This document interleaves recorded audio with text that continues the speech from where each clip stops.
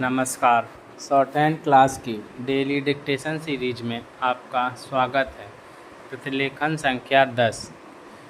Dictation शुरू होगी 5 second बाद।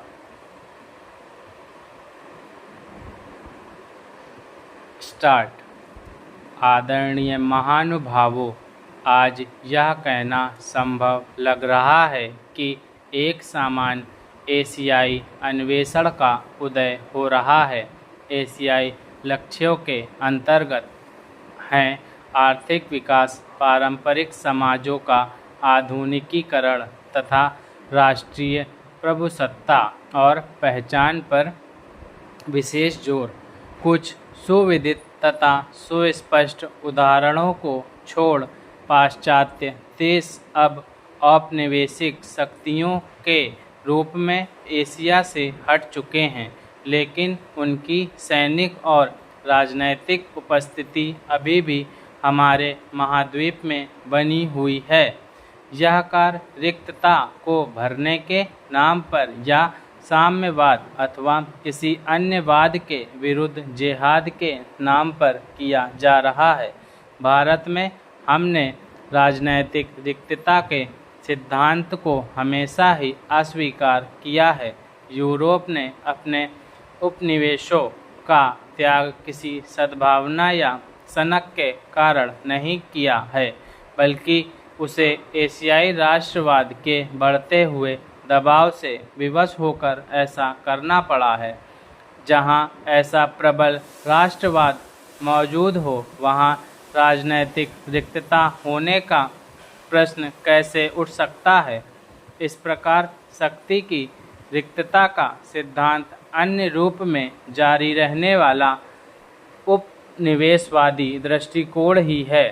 पाश्चात्य देश राष्ट्रवाद की शक्ति को आंकने में असफल रहे हैं, तब भी जब उन्हें उसके आगे झुकना पड़ा है। इससे स्पष्ट हो जाता है कि पश्चिमी देश क्यों पिछले 2 दशकों में एशिया में संलग्न हुए और क्यों वे यहाँ विफल रहे। जो विभिन्न गठजोड़ किए गए, वे अब प्रायः लक्ष्यहीन प्रतीत हो रहे हैं।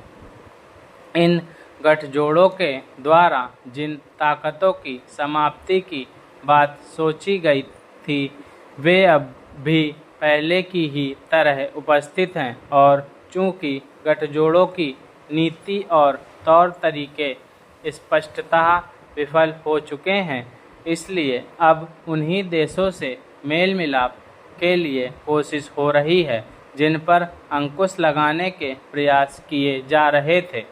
शांति और सद्भाव की दिशा में किए गए किसी भी प्रयास का हम स्वागत करते हैं। हमें प्रसन्नता है कि गुटनिरपेक्ष देशों द्वारा व्यक्त विचारों का अनुमोदन किया गया है। भले ही ऐसा विलंब से हुआ हो, लेकिन हमें अपने ऊपर लटकती खतरों की तलवार का भी एहसास है।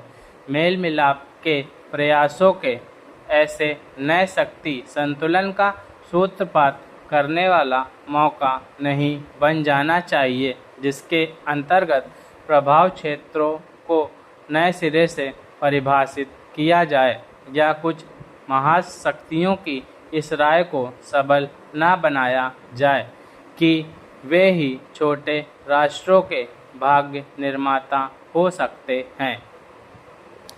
यह डिक्टेशन 100 वर्ड प्रति मिनट की गति से बोली गई है तथा इसके वर्ड्स की प्रैक्टिस के लिए मैंने एक शॉर्ट सेक्शन वीडियो बनाया हुआ है, जो मैं डेली डिक्टेशन बोलने से पहले उसके वर्ड्स वहां डाल देता हूं। आप वहां से उसकी प्रैक्टिस कर सकते हैं। धन्यवाद।